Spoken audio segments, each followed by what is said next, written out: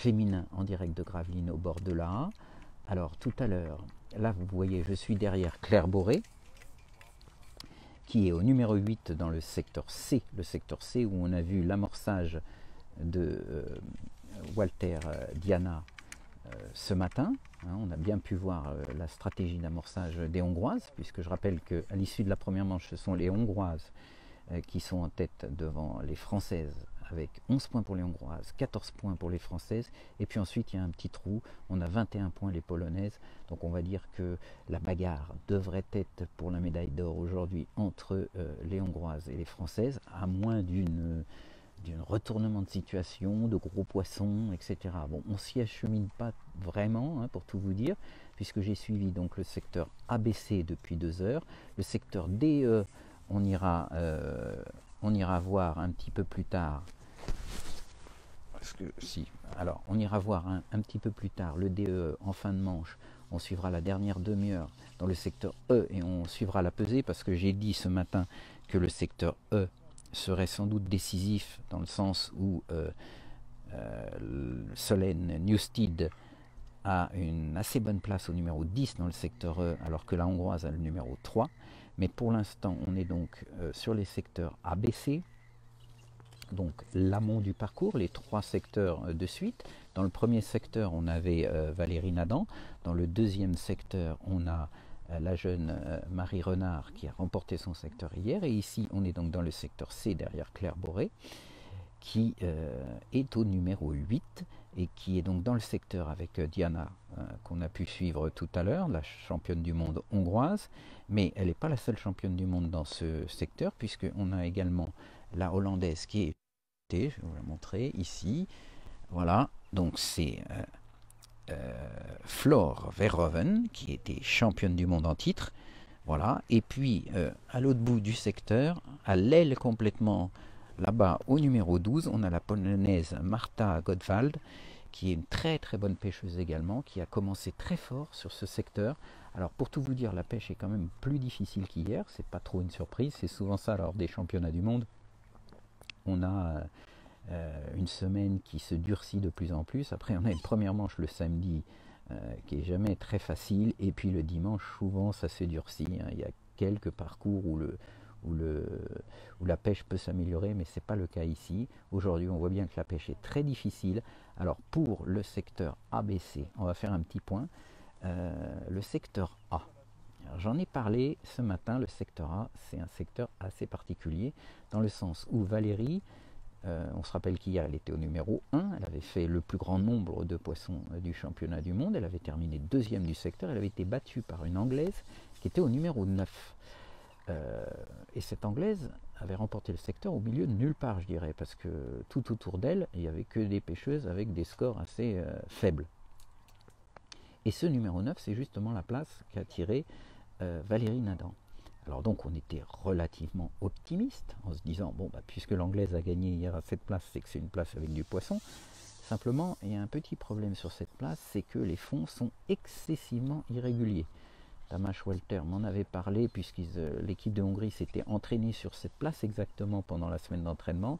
Il m'avait dit, oulala, cette place est quand même très particulière, il va falloir faire attention à bien placer son panier pour trouver une zone où le fond est correct. Alors dès que je suis arrivé derrière Valérie, j'ai vu qu'elle a accroché le fond par 2 fois, donc ça confirme que c'est un fond très difficile. J'espère qu'elle a fait les bons choix. D'après ce qu'on m'a dit, elle a changé 2 fois la position de sa station pour pouvoir essayer de trouver une zone favorable. Pour l'instant, la pêche était très difficile, elle avait peu de poissons, elle avait pris que 2 poissons dans la première heure. Ce qui est plutôt ennuyeux, c'est qu'à l'inverse, la Hongroise, qui était au numéro 5, prenait régulièrement des plaquettes avec la Polonaise à côté. Toutes les deux, elles étaient même en tête du secteur après 1h30 de pêche. Elles battaient même, on va dire, les numéros favorables du A1, A2, qui sont quand même des bonnes places. Hier, on l'a vu avec Valérie, mais aussi avec la Finlandaise qui était au 2 et qui a touché des grosses brèmes. Donc on va dire que normalement on s'attendait à ce que quand même les places les plus en amont soit fasse un démarrage en fanfare, mais ça n'a pas été le cas. Ça a plutôt été la hongroise et la polonaise, et donc un début de pêche quand même très difficile pour Valérie. Bon, On connaît sa mentalité, c'est vraiment une gagnante, donc on sait très bien qu'elle lâchera rien jusqu'au bout, mais elle est dans des conditions de pêche difficiles, il va falloir qu'elle gère ce fond irrégulier, mais si l'anglaise y est parvenue hier, il n'y a pas de raison que Valérie n'y arrive pas aujourd'hui. Dans le secteur B c'est donc Marie Renard, un secteur très régulier, je l'ai dit. Alors là, par contre, c'est plutôt mieux pour nous parce que la hongroise réussit pas très bien, mais Marie est aussi un peu à la peine. Donc c'est un secteur qui est régulier, mais qui est très très difficile. Donc ça se joue à peu de choses. Or, on se rend compte quand même qu'il y a des séries de poissons aussi. Vous avez des séries où vous faites 5-6 poissons d'affilée, et puis après vous pouvez rester 20-25 minutes sans touche. Donc il faut exploiter au maximum ces périodes où le poisson est un peu actif sur votre coup. Il ne faut pas trop traîner, il ne faut pas se dire je vais mettre des coupelles, des ceci, des cela. Il faut prendre les poissons pendant qu'ils sont là parce que ça dure en règle générale pas tellement longtemps. Et même en mettant des coupelles, ça réagit beaucoup moins rapidement et beaucoup moins vite qu'hier. Ici, Claire, donc Boré, c'est aussi un secteur relativement difficile. On va dire que ABC pour nous, pour l'instant, c'est pas terrible. Et ce qui est plus ennuyeux, c'est que dans ce secteur C, il y a évidemment la polonaise à l'aile dont je parlais, la Marta Godwald, qui a fait un démarrage en fanfare. Bon, je suis allé la voir depuis à peu près une demi-heure. Ça s'est quand même nettement ralenti, mais elle avait pris de l'avance avec des petites plaquettes. Elle en avait pris quasiment une vingtaine dans la première heure, donc elle avait vraiment beaucoup de touches au départ. Mais peut-être que le coup va finir par s'éteindre. Mais surtout, vous avez également la hongroise, donc Diana, qu'on a vu à l'amorçage tout à l'heure au début de la manche, qui prenait alors, elle, pas mal aussi de petites plaquettes. Elle avait un bon rythme de touche. Donc je dirais que sur ce secteur, en tout cas, la hongroise est devant la française. Sur le secteur A, la hongroise est devant la française. Il n'y a guère que dans le secteur B où on va dire que c'est pas terrible ni pour l'une ni pour l'autre. Donc sur ces trois premiers secteurs, les choses ne sont pas si bien engagées pour l'équipe de France par rapport à la Hongrie.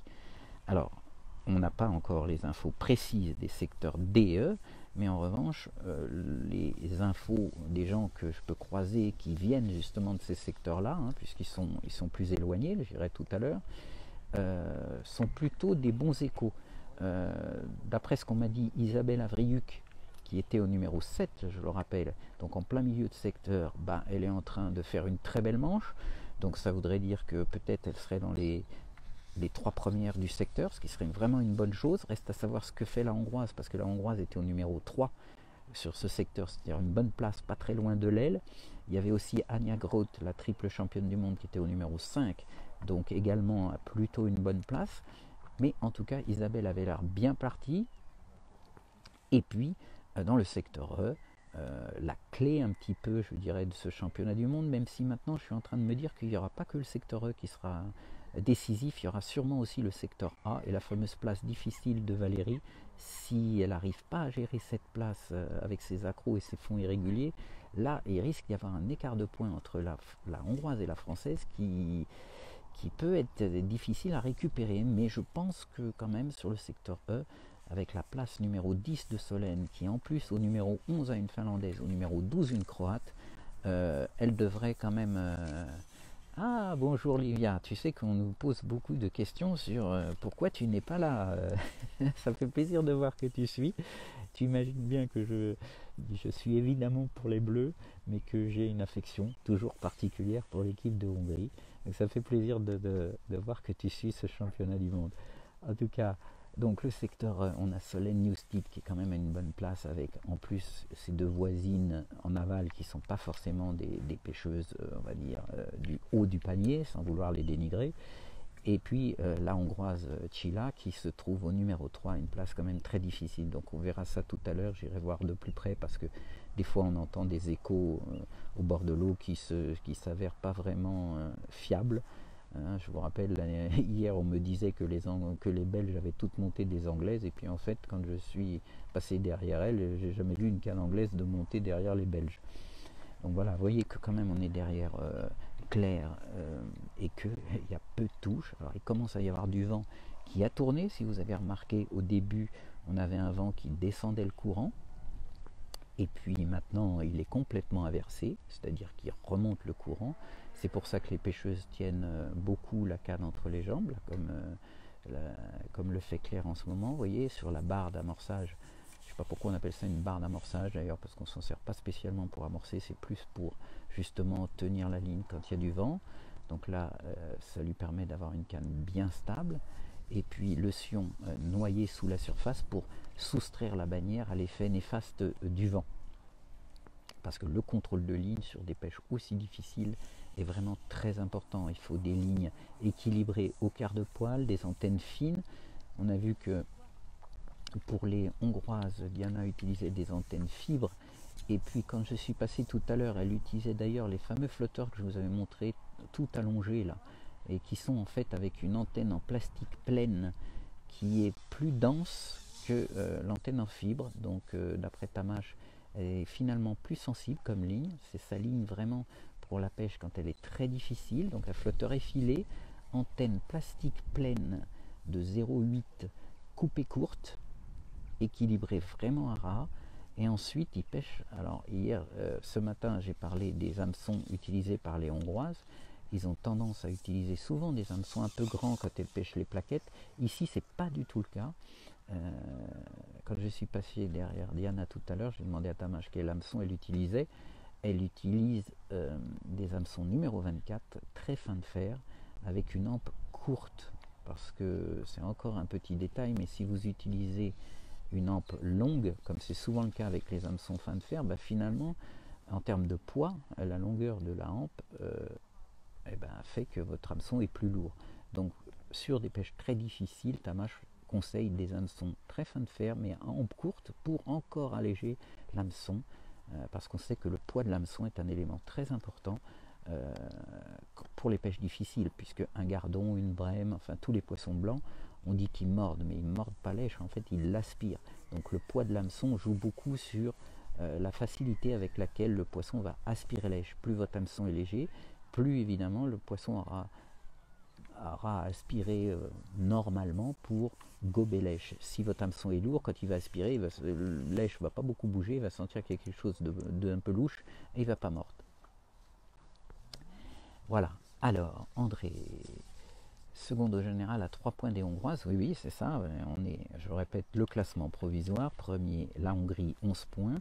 Deuxième, la France, 14 points. Troisième, la Pologne, 21 points. Et ensuite, on a deux équipes à égalité un peu décrochées avec 30 points, qui sont les Pays-Bas de Jan van Schendel, et puis les Anglaises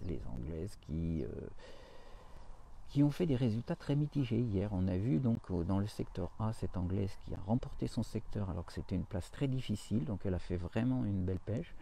Et puis à l'inverse, on en a vu d'autres vraiment à la peine, en particulier dans le secteur E, où elles avaient le numéro 11, donc elles étaient à côté de Diana, et la pêcheuse anglaise, je n'ai pas son résultat, mais elle a vraiment fait une pêche misérable pour une place qui était vraiment favorable, elle était à l'avant elle.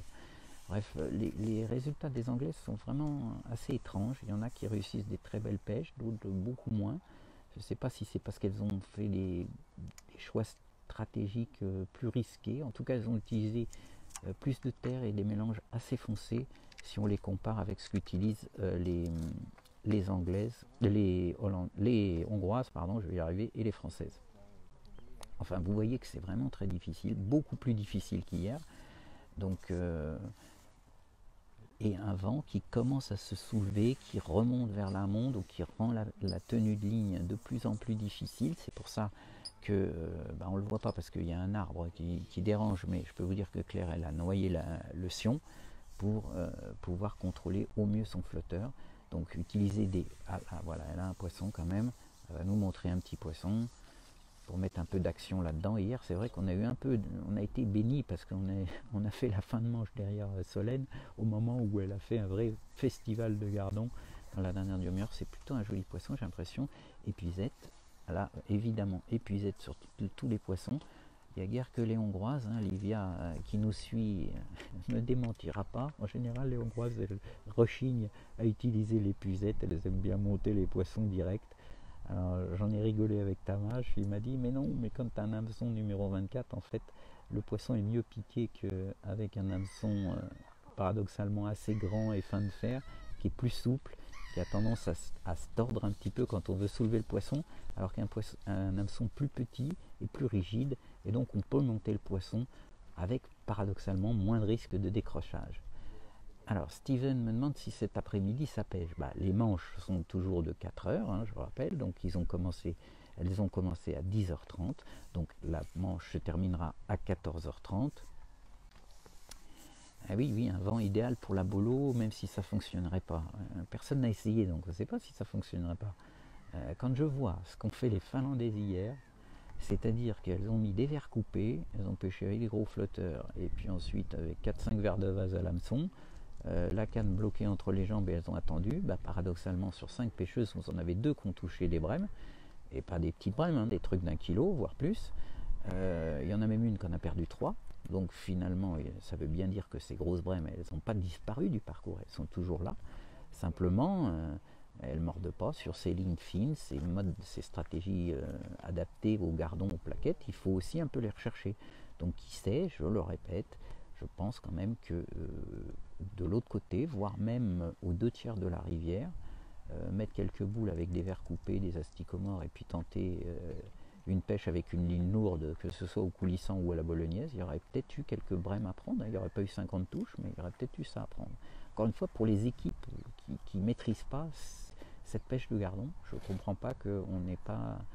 Ils n'aient pas tenté. Par exemple, vous voyez, je montre à côté de Claire, vous avez une Croate. Les Croates, elles n'ont aucune chance d'avoir une médaille sur une pêche difficile de gardon. Elles ne peuvent absolument pas rivaliser avec les Françaises, les Hongroises, les Polonaises, les Hollandaises ou les Anglaises. Voilà, un nouveau poisson quand même pour Claire. Vous voyez que même si la pêche est difficile, elle a quand même un peu de touche. Donc, je l'ai dit tout à l'heure, il y a souvent des passages, hein. Donc il faut en profiter. En plus, c'est à nouveau épuisette, hein. Alors c'est pas des énormes poissons, mais pour ici c'est déjà pas mal. C'est une petite plaquette. Bon, ça fait un 30 grammes, mais des secteurs qui ont été déjà pêchés la veille, c'est peut-être ça que c'est difficile. Elles n'ont pas seulement été pêchées la veille, elles ont été pêchées toute la semaine. Hein, on a vu aux entraînements que le lundi, par exemple, il y a eu des très belles pêches. Et puis ensuite, dès le mardi, ça a commencé à devenir plus dur. Et puis, chaque jour, c'est devenu de plus en plus dur, comme c'est toujours le cas au championnat du monde. Ça veut dire que les pêcheuses, il faut aussi qu'elles s'adaptent au niveau du choix des èches et des compositions d'amorces. Souvent, au début de semaine, on peut mettre pas mal d'amorces et juste un petit peu de terre, et puis même charger un peu en èche. On prend du poisson, alors qu'en fin de semaine, ça se termine souvent avec 70-80% de terre et puis très peu d'èche. Est-ce qu'il y a eu des anguilles de prise? Alors il n'y a pas eu du tout d'anguilles de prise, et puis de toute façon c'est la loi pêche qui s'applique, donc les anguilles n'auraient pas compté, puisque la pêche de l'anguille est fermée. On me l'a précisé hier, depuis le 15 juillet je crois. Donc c'est la réglementation pêche qui s'applique. Donc s'ils piquent un cendre ou un brochet par exemple, il faut qu'ils fassent la taille légale, sinon ils sont obligés de le remettre à l'eau.